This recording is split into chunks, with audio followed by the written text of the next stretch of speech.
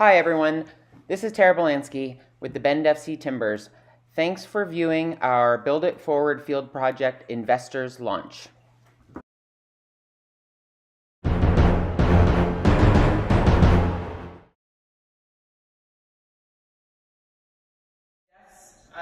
Business and what he's been able to do at his fields, I think Sean will match that, if not beat that, because of what they've been able to do at Washington. So we get to come back after.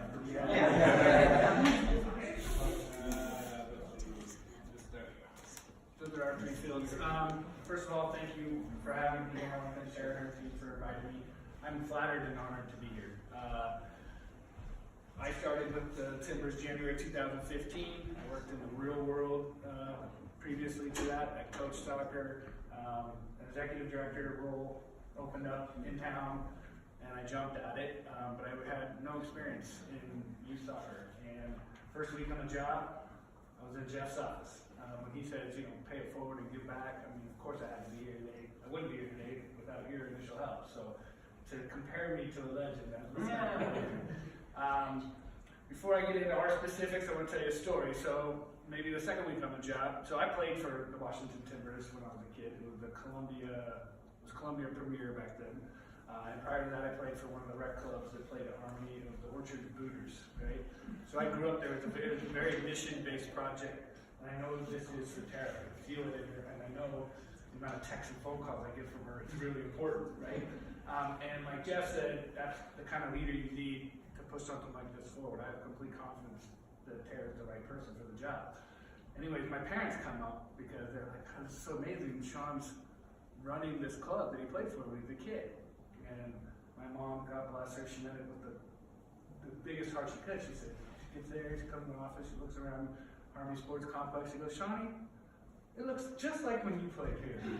And I was like, that is devastating. I have to do something about that. That shouldn't be true, but she was right.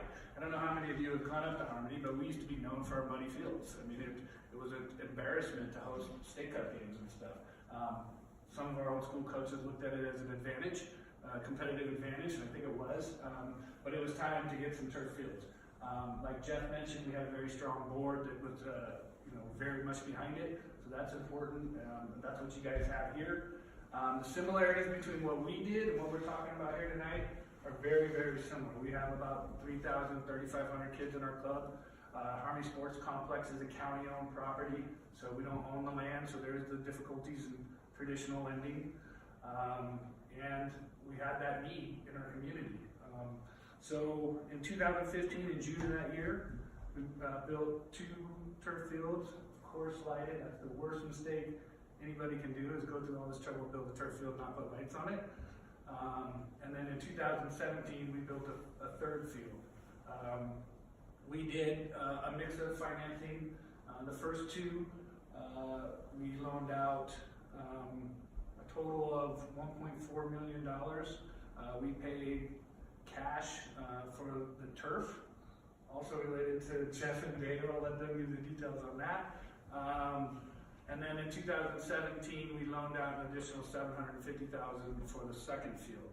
I'm very happy to tell you guys here today that the loans on those first 2 were paid off in 3.5 years. And then hopefully the same plan for the third field, which would have that paid off mid-2020. How do we pay them off, right? Well, some of these stories, we were spending $160,000 a year renting turf. So there's $160,000.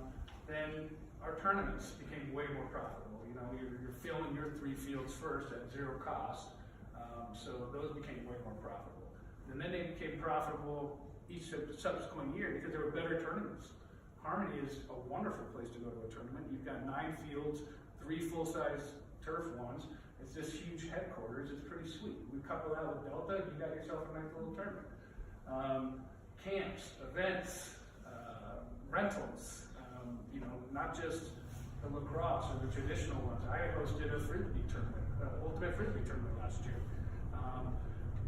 But I think the most important thing is the culture change. So you saw the data from PCU. We talk about moving from place to place. Here's a really good story. Before I started working for the Washington Timbers, and I resigned last year. I was a women's coach at Clark College. And I would go try to recruit these kids. So I'd call the coach and say, okay, what's your practice schedule? Okay, we're at Battleground on Tuesday, we're at Mountain View on Wednesday. Oh, okay. Well, I didn't make it that week. So then the next week I go to Battleground on Tuesday, which is like a 35-minute drive from my house, and there's nobody there. And I'm like, so where are you guys at? Oh, well, we're at Ridgefield this week.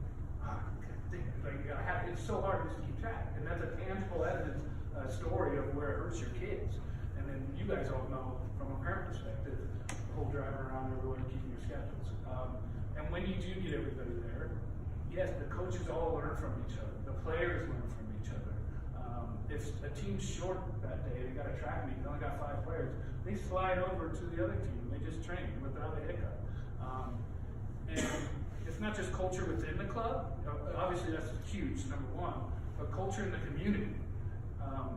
Army Sports Complex is now something that all of Southwest Washington is very proud of. It's the only thing that we have even remotely close to that. And because of that investment and that work that we did, last year we got $1.4 million from the state of Washington to fix our parking lot. For those of you who went up to Harmony know that that's Celebrate. Yes. But we wouldn't have got that. So by showing success, by showing a record of doing projects successfully, and then taking that application, and that could be the state of Oregon, that could be a county, that could be anywhere. But then once you have that in your resume, they take you seriously. And so we got that $1.4 million, and then we went to the county, because believe it or not, it's a $3 million project for our parking lot. It's going to be a new entrance and exit, it's going to transform it all, not just paint it. But then we went to the county. We said, this is your property. We've got now, probably between us and baseball, $10 million worth of investments from nonprofit use clubs. And now we just got $1.4 million for this. What can you do? They gave us $1.5 million out of the county budget in 2019, and I fully expect another $1 million from them in 2020 to fully transform the parking lot. And then the next thing is an indoor facility. Now I have no concrete evidence of that coming to fruition whatsoever, but it's just knocking over dominoes, herding cat one thing and another. I didn't think we'd have 3 turf fields in the first 2 years I worked there. We had 2 in the first 6 months. I didn't think that was going to happen, but it did, and they feed on each other. The likelihood of success gets greater and greater as you go. So, she's talking about putting 2 down this year, 2 in 2020. You put 2 down this year, you're going to get 2 quicker in 2025. I assure you that. Because people are going to take you serious. They're going to go, they have a record of success. They already did 2. Why can't they just do 2 more? That's going to be easy. The first 2 is going to be hard. Okay, so that's my real message. I'll go back to my bullets, see if I missed anything. But when I was coming over here this morning, I thought I really have to hammer this home because it's important. We all are nonprofits. And I'm getting goosebumps thinking about how it has changed my community. For a club that I played on when I was 5, and my mom would attest, it hadn't changed in 30 years.